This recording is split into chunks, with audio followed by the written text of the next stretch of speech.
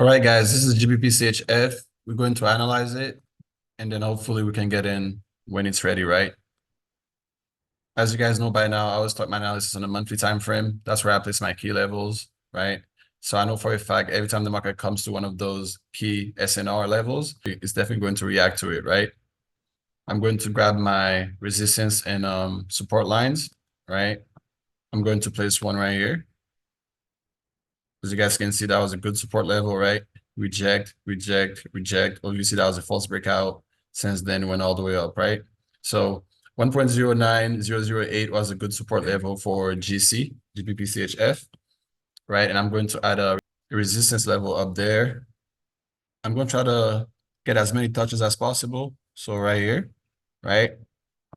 We have over like 1, 2, 3, 4, 5, 6, 7, right?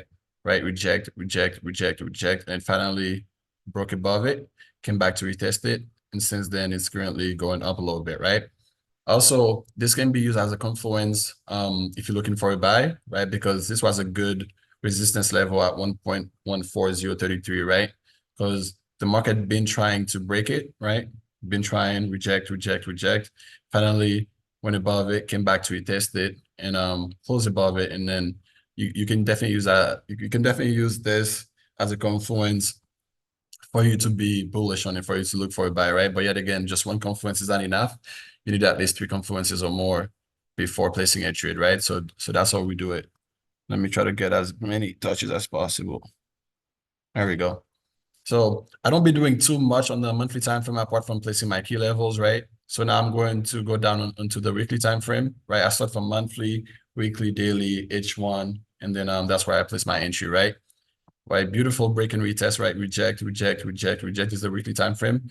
Finally went above it, give us a nice bullish engulfing on the weekly time frame. So that means buyers are currently in control for GBPCHF, right? So that's set on the weekly, right? You can add a couple more levels if you want to, right? You can add one here. You can add a resistance level up there, right? We have a lot of touches there. And then you can add support level down there, right? Let me try to get as many touches as possible. There we go, right? So this is pretty much all you have to do when it comes to the weekly and the monthly time frame, right? Don't be adding too many lines because that might confuse you a little bit, right? But so far, we have one confluence that GBPCHF might be going bullish, right? Because it went above that major monthly resistance level, right? And now it's currently trading above it, right? That's the first confluence that we have, right? So now I'm going to go down into the daily time frame, right? The daily time frame, guys, that's where we pay the most attention to, right? Because the daily time frame, that's where we look for the trend of the market, right? So if I zoom in a little bit more, can you guys tell me what's the current trend of GBPCHF? Is it trending up or is it trending down? It's an uptrend, right? So the minute you get the trend right on a daily time frame, all you have to do is pretty much place your key structures, as in like higher lows and higher highs, and then you'll be looking for the buy on GBPCHF, right? So first confluence is we have a nice break above of that monthly resistance level. Second confluence is for the buy, right? The market is currently trending up, so we'll be looking for nothing but buys only because we do not counter trade, right? So that's GBPCHF. So now we know it's currently trending up. Also, if you look on the left side, right, you can see the market was trending down, trending down, trending down. Let me try to grab a trend line to show you guys, right? Right, trending down, and finally broke above that trend line, right? I'm just going to remove this. So that's 2 confluences that GBPCHF is currently trending up, right? So the next step you got to do now is go to insert, right? Shapes, grab your rectangle boxes. Then now you have to mark your key structures level, right? So here, that's a low, right? The market went all the way up to give us a high right here, up there, sorry, right? And then it came back down to give you a higher low, right? So that's pretty much all you have to do on the monthly time frame. And then since then it took off, right? I don't really like the fact that the market after creating that high low just went all the way up. Like I like trading pairs that give you like, high lows, high highs, instead of just like one higher low and then just took all the way up. You know what I mean? So I don't really like that, to be honest, right?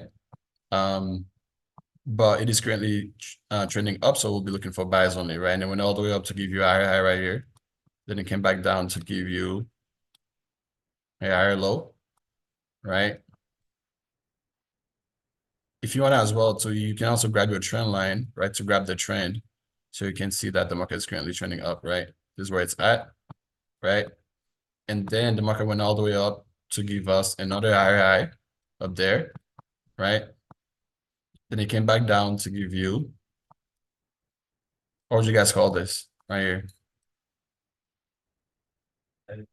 A higher low, and then went all the way up, right? To give you what? Higher high, right? So yet again, we know the market is trending up, so we'll be looking for buys only, right? We use the rectangle boxes to mark the higher lows and higher highs. So what's the next step to do if you're looking for a buy, like if you're looking for an entry on GBP/CHF? What's the third step? Draw the fib, right? So all you have to do now, grab your fib retracement level, right? You have to place it from the most recent higher low right here, right? To the most recent higher high up there. And then you'll be looking for the market to come between the 50 and 61.8%, right? Right, that level right here. As soon as the market drops to the 61.8%, give you like a couple touches there, right, to create the next higher low, right? If I zoom out a little bit, you can see the market was giving you higher lows and higher lows and higher lows, right? All these higher lows are literally possible entries for you to get in, for you to buy it, right? So all you got to do is as soon as the market comes to the 61.8%, respects the 61.8% in the uptrend, give you 1 to 3 touches there, right? You're gonna have to place your buy, right? You're gonna have to place your buy at the 61.8%. Put your stop loss at the 78.6. Then you have to ride it all the way to the 0% for TP1 at the previous higher high, right? And then you can use minus 27% as well for TP2, right? So that's really all there is to it, right? We know we're looking for buys. All you have to do is place our key structures and then use the Fibonacci retracement as a tool to help us get in at the 61.8%, right? Do not counter trade it, guys. You know, it is currently trending up. You just got to be patient for the market to respect the 61.8% in the trend line for you to get in, for you to buy it, right? Because as soon as you, let me show it to you guys real quick, right? So the same move happened previously as well, right? If you grab your fib, right? Let's say if you were watching GBP/CHF and you see the market give you the higher low, the higher high. So all you have to do is grab your fib retracement level, place it from the most recent higher low to the most recent higher high. Right, guess what, guys? It came down to the 61.8%. 1, 2, 3. Give you the higher low, right? You place your buy right here, but your stop was at the 78.6. Guess what happened? It took off all the way up to smash TP1 at the 0%, and then to smash TP2 at the minus 27%, right? So the same move is probably going to happen again, right? All you have to do is just repeat the same process, right? And that's how we make money every single time, right? Grab your fib, right? Place it from the most recent high low to the most recent area high, right? And then just place a rectangle box at the 61.8% for you to get in. As soon as it comes there, give us 1, 2, 3 touches at the 61.8% to create the next higher low where you place a buy, stop loss at the 78.6, and then 0% is going to be your TP for us to make money up there, right? So this is definitely a possible trade for us to take this week when it comes to the 61.8%, right? Let's say if we do get in at the 61.8%, right? We're going to be risking about 55 pips for stop loss to make over 222 pips, right? That's like over 1 to 3 hour ratio, right? Let's say if you have a 1K in your account and you use your 0.10 lot size, that means you'll be risking about 55 or $60 to make $220, right? That's a good 1 to 3 hour ratio. And that's why we love the strategy so much, because it doesn't matter if we lose 3 trades in a row. As soon as we win one, we'll be back at break even or even in profit, right? So that is definitely like a possible setup for us to get in for sure, right? 55 pips to catch 220 pips at TP1. And let's say if we go for minus 27, we'll be catching how much at TP2? We'll be catching about 350 pips at TP2, right? So that is definitely a good R ratio, and I'll be looking to get in. But the market definitely got to respect the trend and the 61.8%, right? Definitely got to create the same structure that it did previously right? Give you like 1, 2, 3, 4 touches there. We get in. Stop loss 78.6, TP1 0%, minus 27% for TP2. And we're probably gonna hold it for a couple of days, make our money, and we out.